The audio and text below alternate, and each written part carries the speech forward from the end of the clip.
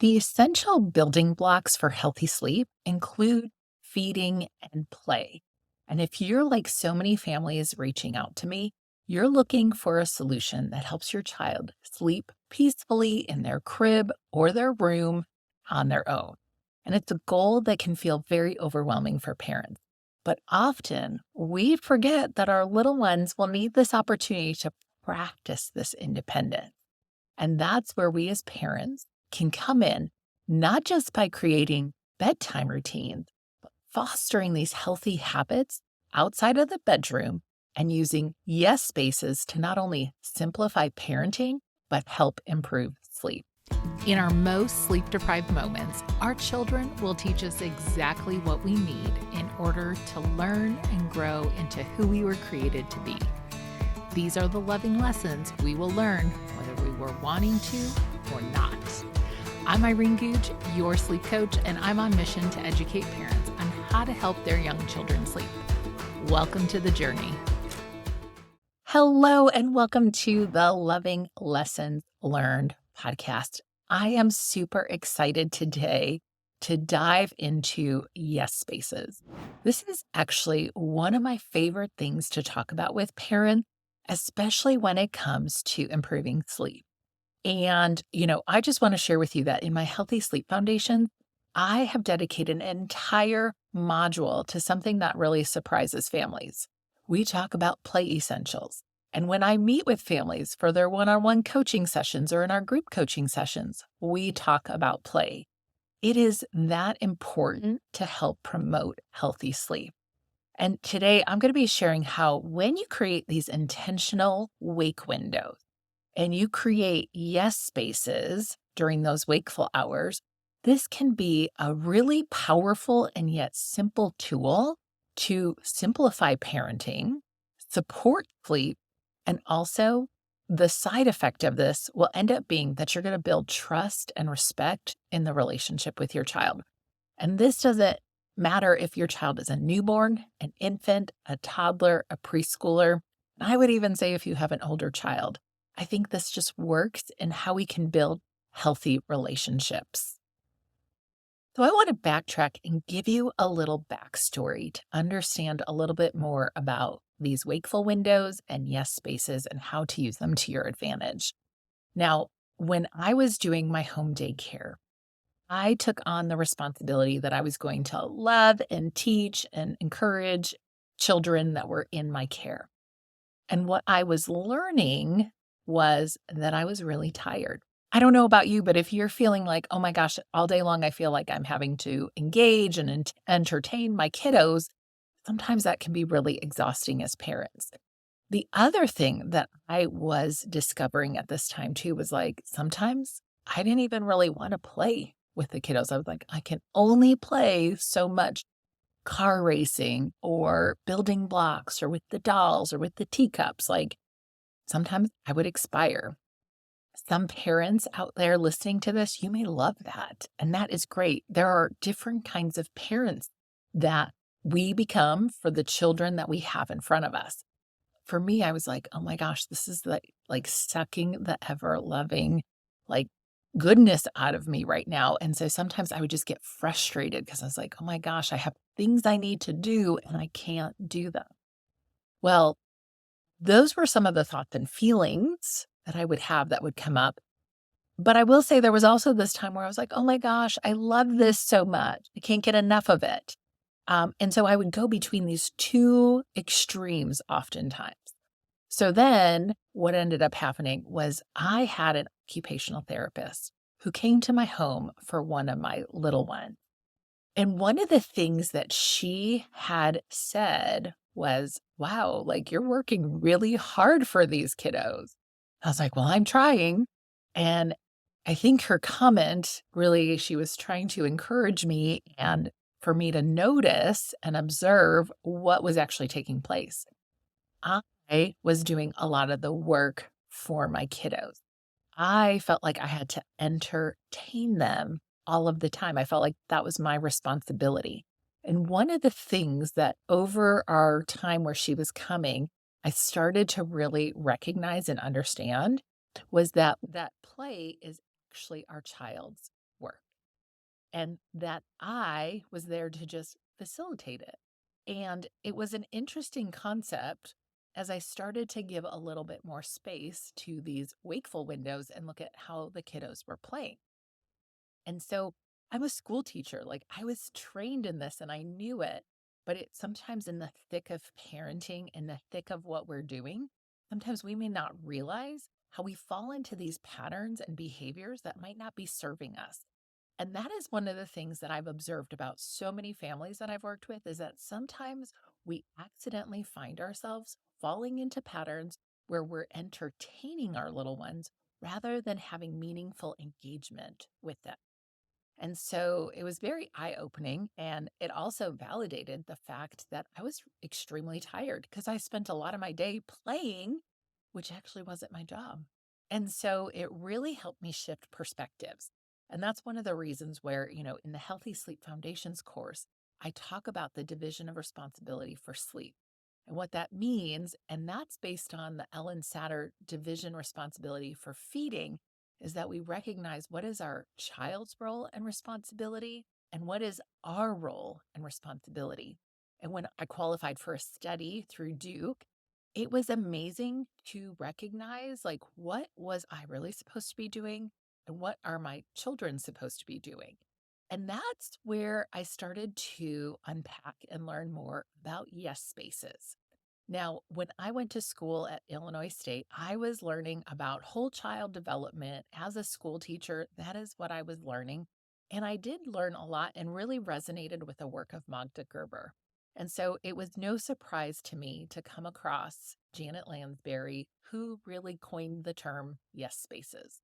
So I do want to give her full credit for it because I think it's just amazing. And the yes space means exactly what you are hearing. Yes, you can play and explore and learn here very safely. And it is a space where, as parents or caregivers, we want to step back and not say no because we've set it up in such a way that it is a safe space. One of the fundamental pieces to learn and understand is that Magda Gerber wanted to make sure that we knew and understood that when children were playing, we needed to offer a space that is 100% safe. And she even went to the extreme to share that this space, like you could leave your child here for 4 hours. Like if you got locked out of the house as the parent or caregiver, your child could be in this space safely. Now, they might not be happy and you might not be happy, but they would be safe. So when we think about what a yes space is, it is a place where our child could freely explore without having adult or others interrupt their play. And what I have found in learning and understanding so much more about yes spaces and implementing them myself is that it really provides an opportunity for learning to unfold. Sometimes parents are like, well, why are you talking about yes spaces? And why do we talk about play when I have hired you to talk about sleep for my child? So, one of the things that sometimes we don't recognize is that when our children are going to sleep, before they fall asleep, sometimes they just kind of play and get some of those wiggles out. Sometimes for some children, that might be the first time that they have had nobody to interrupt them. Think about that. Oftentimes, there's always a parent or a caregiver kind of watching, hovering, being around, managing what's happening. And so sometimes, if we can create these intentional yes spaces, our children have this opportunity to practice the skills that are developing in season of their life. And so then, when it's time to transition from the play window into the sleep window, we've actually provided that opportunity for that playing and exploring to unfold that now they'll be ready to go to sleep. And so play windows can really be powerful in helping our sleep windows. Now, one of the things that I have observed from being in so many families' homes is that oftentimes we do have like a toy room or a playroom set up somewhere in the home. But one of the missing elements when thinking about creating a yes space is that it is enclosed. Sometimes maybe there's like a door or a gate that's going to allow our child to know that they have a limited space to play in. Now, I know some parents sometimes are concerned that, oh my gosh, isn't that limiting my child? Don't I need to provide them freedom and opportunity to learn and explore, throughout the house?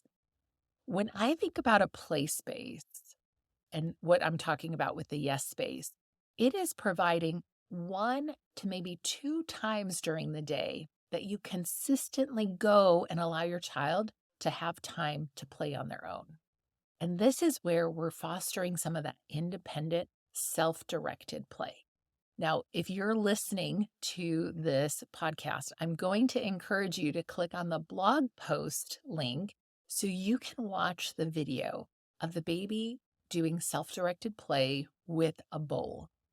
I remember when I first came across this on Janet Lansbury's website, I was thoroughly enamored of how long this child was able to play. And as I have been watching this, and I started practicing this during my daycare days, this is truly where I was learning so many loving lessons about my kiddos. I was learning about their preferences. I was learning about their frustrations. I was learning how they problem solve. I was learning how they were learning about self control and self discipline, all through this independent play. And what was required of me as the parent and as the caregiver in these roles was to just be. And that is sometimes one of the hardest things for us as parents, and to just be and observe and to notice. And one of the tools I share with families in my work that I do with them is the Breathe Love framework. And breathing love means we're going to be coming from a place of love and learning versus sometimes as busy parents, we can come in and be caught up in like frustration and sometimes fear and judgment. And so when we can pause and take a moment to breathe love and listen and learn what's happening versus bring in fear and judgment and not believe our little one is capable, oftentimes beautiful things unfold as we breathe love into these situations, as we can learn to be still and be with our little one as this play is unfolding. And this is how we really hone and build that trust and respect in our relationships. And this is, I think that sometimes this concept of a yes space can actually be really hard for us to understand when so much that we see on social media, influencers are trying for us to buy more and engage with our kiddos through different activities and whatnot. And one of the things that I really started to learn was like, how can I simplify parenting? Sometimes setting up a yes space, taking the time to organize the toys and create centers. I like to call them grab and goes. It took a little bit more effort up front, but it was so much easier to then implement because I had already made these decisions that was then able to support me in day to day flow with my kiddos. And so I dive into a lot of this in my course. I dive into this with families because sometimes those little simple things can make a huge difference. And when you go back to that video and you watch the baby playing with the bowl, what I really love is that she tracked the same child and you see the child later, 2 years later, putting together a puzzle and you see how they are able to handle that time on their own. And one of the things I hear from parents oftentimes is like, my child won't do this. They need me all of the time. I can't leave the room. But a yes space, when we do implement it, it means we're going to create this closed space. We practice it every day. We have it be a part of maybe our morning window of play or maybe in the afternoon window of play. And I'm going to also share some pictures of the yes spaces that I had. I had one in my garage so that this way the kiddos were in an enclosed, safe space and that they were in there every day when we went outside. Because what that did was it allowed me to put the kiddos in a safe space where I knew they weren't going to wander off while I was setting up some of the toys or the centers outside. But I also used that space to make sure that it was age appropriate for everyone. So my infants and toddlers were, of course, in that gated space. And it allowed my preschoolers a little bit more freedom where they could handle it. And it also allowed me to engage with the different age groups as needed through the day. So I always think of parenting as this art and science. We're working on both pieces, and every day is going to look a little bit different. But by creating and committing to these routines where I already had it set up, I've already made a decision. And you'll see some of the tools in my favorite things tab. When you look at the toys that I recommend, there are a lot of open ended, simple toys to allow children just the opportunity to explore. And I think that one of the things that makes parenting sometimes more challenging is that we can become inundated with all of the baby stuff, the infant toys, the toddler toys, and all the things. So, really figuring out and creating some systems will help you as you're implementing your flexible routine. And when you are creating your yes space, you're going to be able to allow your child's skills to unfold as they need them to. And, one of the things that really resonated for me with Magda Gerber was she had what was called RIE parenting. And if you're not familiar with RIE, it is Resources for Infant Educators. And I've included a link so you can look at some of the RIE basic principles. But I've used those to adopt those into my sleep principles because when we think about getting sleep in place in our homes, we want to not only think about how are we showing up as a rested, calm, and confident parent, how are we leading and guiding and allowing our child where we're trusting them through the routines, and are we creating environments that communicate our shared expectations? What does it look like when we're playing? What does it look like when we're eating? And then, of course, what does it look like when we're sleeping? And that allows us then to empower the learning process to unfold. And it empowers us as parents to step back and trust that our children can do something. And we recognize that everything is learnable and that they are capable. And then the P stands for we can play. We can play and have meaningful connection when we're engaging and helping our children through the transitions where they really need help. Because a child that eats well and sleeps well will then be allowed and be able to play well. Now, I know some parents may be wondering, well, my child will not let me be out of sight. And I know that. I know that there are some children who want to be with the caregiver all of the time, and so much of that depends on a child's temperament. But I will share with you that in all the years of teaching and doing the home daycare and being with families, that even children that are very strong-willed, maybe they have a fear of missing out, they're very spirited. They actually thrive when they have the opportunity to learn and play through yes spaces. I have seen this unfold many times. Now, is it easy? No. Like a lot of things in life, the things that we think will be easy are typically very challenging as we get started. And it's oftentimes because we need to make some decisions and organize ourselves, create environments that are going to support our routine. And that's where sometimes recognizing that we need support and accountability to help us through that process. And sometimes it's just a matter of tweaking the things that you're already doing. I can't tell you how many times when I'm working on a sleep plan with families, we're looking what is happening before we even start sleep. It's the little nuances in how we communicate that changes how our little ones will sleep. Because then by the time they're ready to sleep, they've already felt safe and secure. They feel satiated. They're able to settle and be comfortable. And they've built up enough sleep pressure to allow them to sleep. And yes spaces are a beautiful part of your flexible routine. because this can be an opportunity where you get to have a break. Like your child has been fed, they've slept well, now they can play well. And then that gives you an opportunity to go do what you need to do. Now, some parents might wonder, when do I start implementing this? I encourage all of my families right from the newborn season to get started.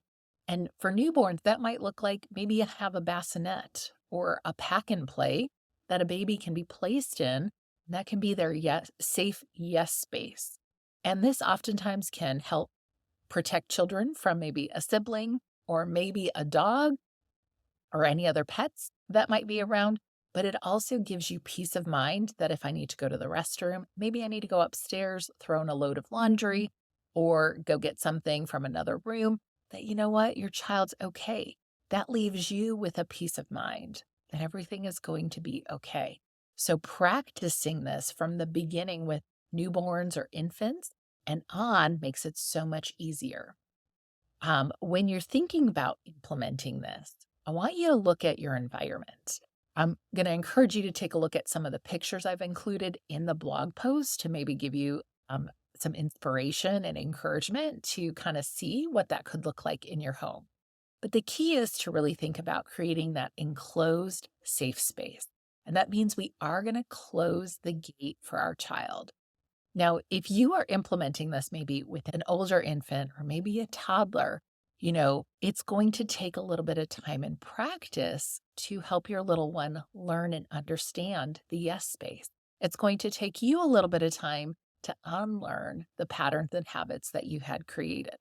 Now, going back to my story with the OT, there was a transition of me not playing so much with the kiddos and setting them up with all of the things. It was me having to learn to sit through and allow some of the frustrations to unfold. And I love what Magda Gerber says. She says, if we can learn and struggle, we can learn to live. And one of the things that I discovered through this process as my little ones were building stamina, as they were learning to deal with some of those frustrations, is that because they had the chance to practice, it became easier. Now, I am by no means encouraging you to just leave your child to figure it out all by themselves for long periods.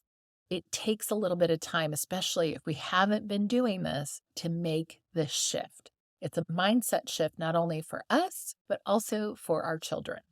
So have those spaces where they're enclosed, they are feeling safe. Look at your toys and think about ways to simplify it. Now, I'm going to share with you a Trash to Treasures video. Now, you can sign up for that and you can take that training, learn and understand how you can use your recycle bin to create a really quick, easy to access center, a grab and go that you can use during your mealtime. And the reason why I bring this up is because oftentimes I have found that sometimes as parents, we overcomplicate it. And trying to figure out how we're going to work smarter and not harder is key. And so in the Trash to Treasures training, I'm going to just show you some of the things that I share with my families as like tips and tricks to help you with those wakeful windows. And again, the goal is to give back the responsibility of play to our child, and so that you can be there to engage in meaningful ways and help them through the transition, instead of feeling like you have to entertain your little one. And the other thing that's going to happen as a result of implementing yes spaces is that you're going to create a space for learning and exploring to happen. You're going to allow your child's skills to unfold, and you're going to see how your child's actually building self-discipline and that self-directed play, where you don't have to come up with the ideas. Your child does it all on their own, and they do it in a way that is age appropriate for them. I have seen newborns, infants, toddlers, and preschoolers engage with yes spaces very successfully. Now, if your child is at a daycare center, there's a good chance that they have some of that self-directed play. The classroom is one big yes space. It is set up in such a way that, yes, children can be safe and playing there. So if you're looking for some encouragement and inspiration, look into your child's daycare center. look into your playroom and see ways that you can set this up so that you can have a little bit more freedom. You can create this little structure and your children can have a great time learning. And then you can do the things that you need to do so that you can take care of yourself as you're taking care of your child. I know this is a lot to take in if learning about this concept of yes spaces, rethinking and looking your wakeful windows can be a little bit stressful for parents sometimes. But I just want to remind you that sometimes putting in the work up front, because there's going to be some decisions you make. This is the process I take families through sleep coaching. And we also look at what's happening during those play windows so that we can make them work for our child. Our child is going to have that opportunity to practice the skills in the season that they're in. And I'm going to encourage you to create an opportunity for your child to go into this yes space every single day. And if not, 2 times a day. And again, I find that morning window is a really great time to start practicing that. And it's also important to recognize, when I'm teaching families about flexible routine, we do need to come alongside and coach our little ones and help build stamina so they know what to expect. So it is a lot more work for you as the parent up front. And I oftentimes will say it's, short term sacrifice for long term success. Because sometimes once we build that momentum, it makes everything else so much easier in our parenting. And that is truly how we can simplify parenting. And even in the chaotic moments, we are able to actually have peace and we can have joy through these moments because we've already made some of these decisions. And sometimes, you know what? We all have a bad day, but bad days can be made better when we have a plan, a system in place that's going to support us.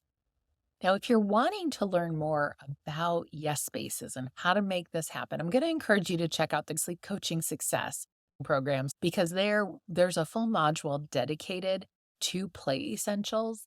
And when we have our weekly family meetings, it's an opportunity for us to connect not only about what's happening with sleep, sometimes talking through feeding, but also looking at playtime and sometimes making those changes little by little as you're creating a plan as you're looking at your environment. I love to help families. We can take pictures, take a look at it, and figure out how do we organize and simplify the toys that you're using and having in your home.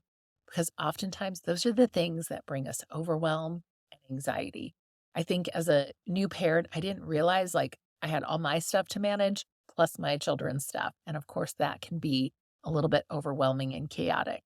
And this is going to help your family have a little bit of structure and provide a whole lot more freedom for you than you even know.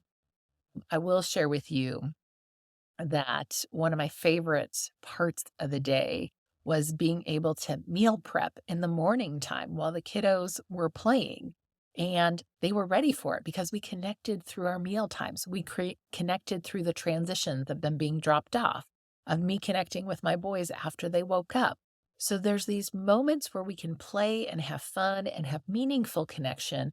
And then our kiddos are ready to be off and playing.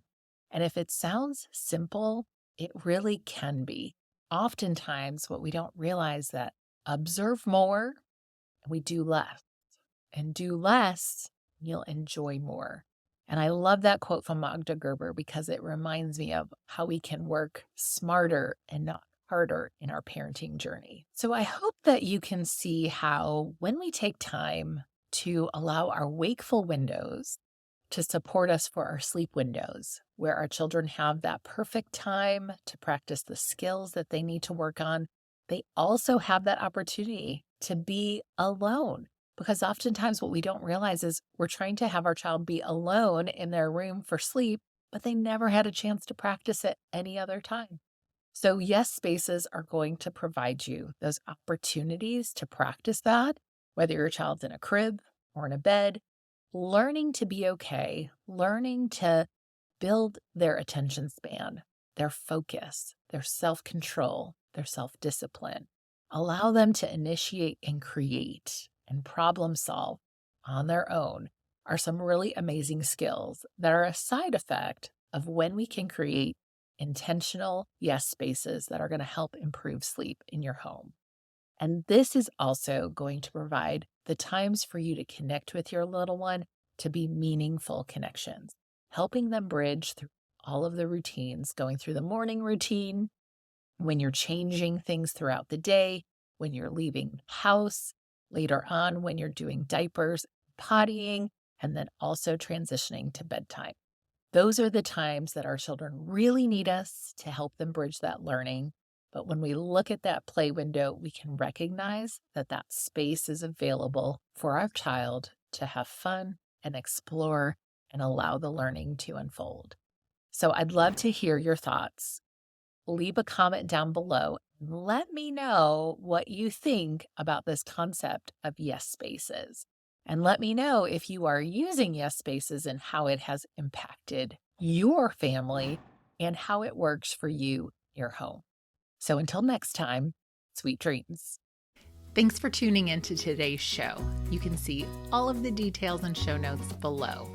And as you go out into your day, I hope that you'll make it your mission to be calm, confident, and rested as you lead today.